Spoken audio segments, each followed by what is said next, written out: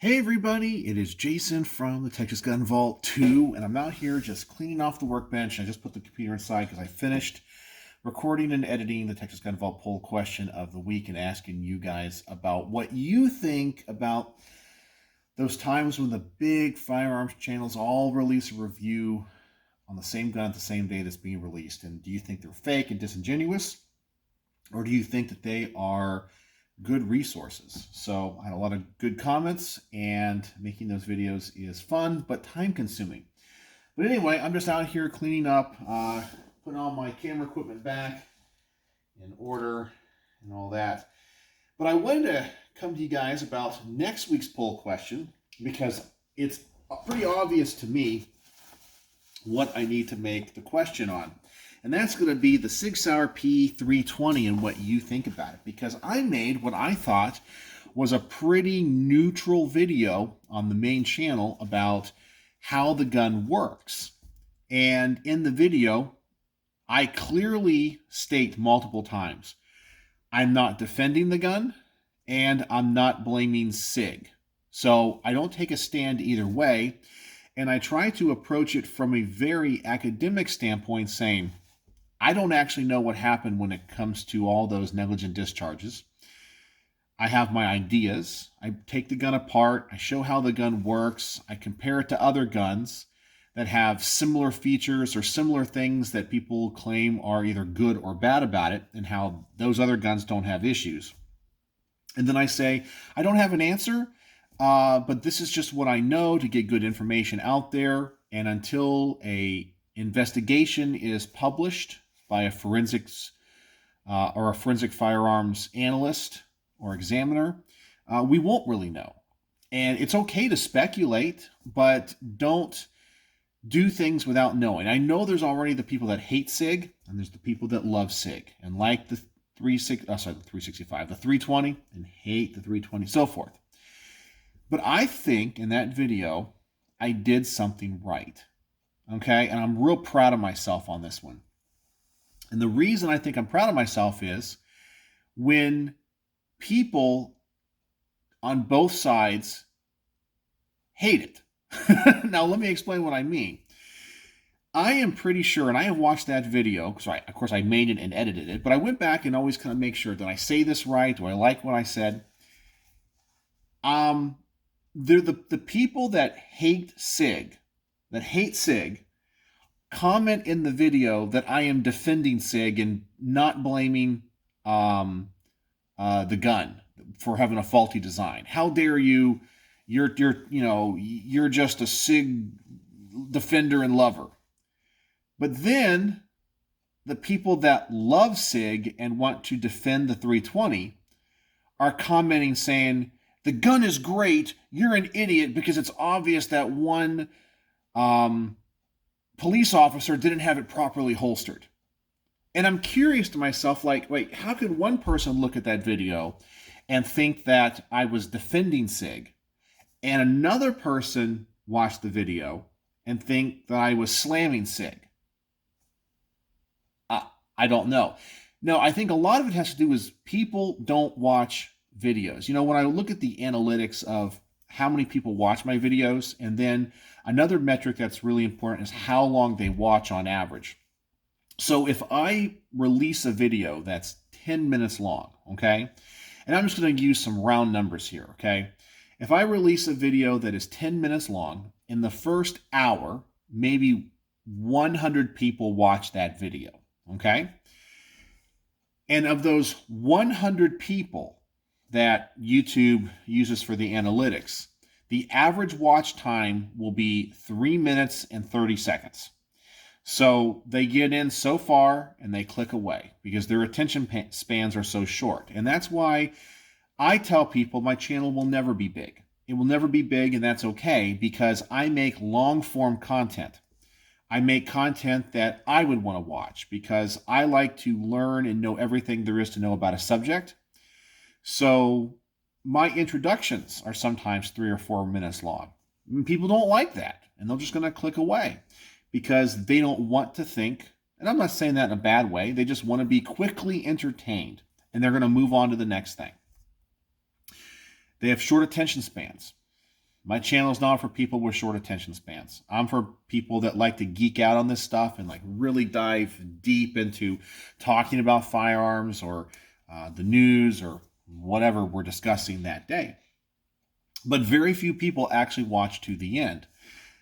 So a lot of people saw the title of the video, which, by the way, I did my best in that video to keep it as neutral as possible. I mean, both from a thumbnail perspective.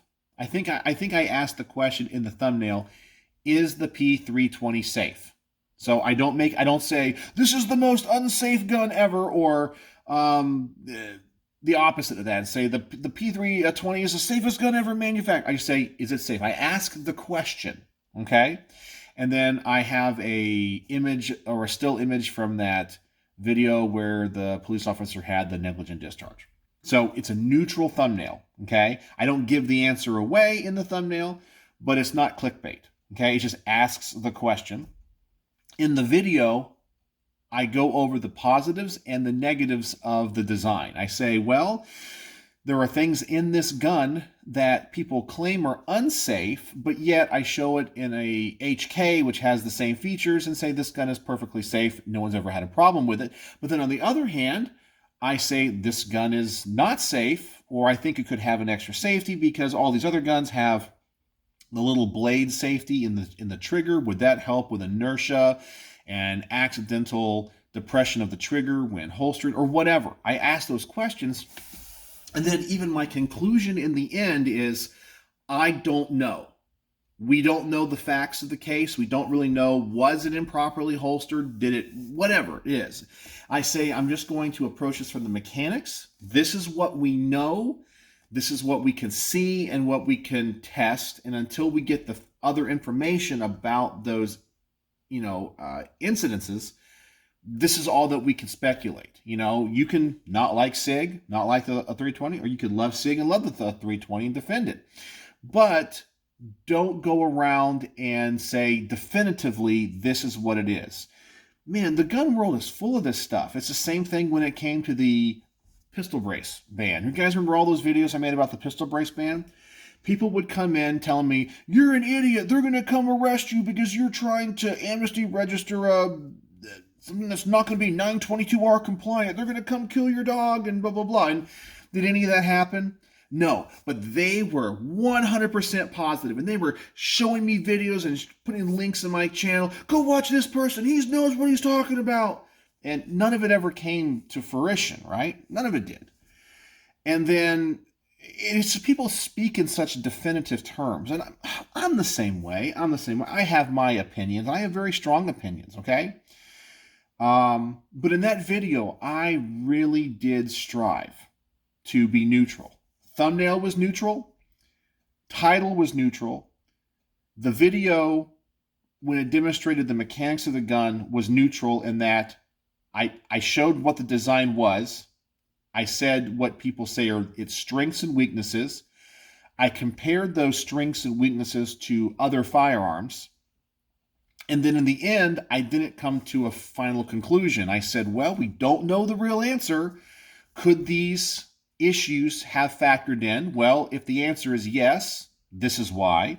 And if the answer is no, this is why. But until we have more information, we can only speculate. Let's not be mean to each other and either agree to disagree, or let's just wait for the information to come out. See what Sig says, see what the police department says, see what a forensic analysis says. And then we can make a more definitive conclusion. There might be an answer that comes out, Maybe it was improperly holstered. Maybe it wasn't. Maybe there was a part inside that was stuck or broke. We just got to wait. And I guess when you piss everybody off, you're doing it right. As I said, I am just blown away with how so many people saw the video and thought I was defending Sig, and then so many people and got mad at me, and then so many people on the other side thought I was slamming Sig and got mad at me. Wow, like literally, I think that's being pretty objective. I'm proud of myself on that one, because if I make content and you can't tell really where I stand, if it's supposed to be a neutral video, I think I did a good job. I think I did a good job explaining the mechanics of the gun and not being clickbaity and not coming to a definitive conclusion because I don't have the answer. I'm not going to claim that I do. So I'm real happy about that. I'm real proud of myself. If you guys saw the video, what do you guys think? Do you guys think I was pretty neutral? Because I think I was, and I said it over and over in the video. I'm not saying I'm a fan of Sig. I'm not saying I hate Sig. That's it. Here's the mechanics of it. Here's it compared to other guns. What do you guys think? So I'm proud of that. So anyway, I hope you guys enjoyed the Texas Gun Vault poll question of the week.